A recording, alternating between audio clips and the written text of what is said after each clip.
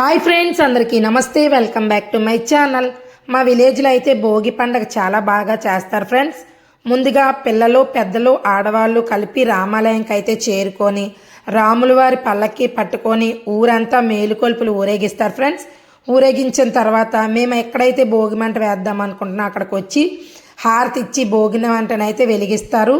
వెలిగించిన తర్వాత భజన చేసి పాటలు అవి పాడతారు ఫ్రెండ్స్. తర్వాత భోగి మంట చుట్టూ ఆడవాళ్ళందరూ భజనలు చేసుకొని తిరుగుతారు.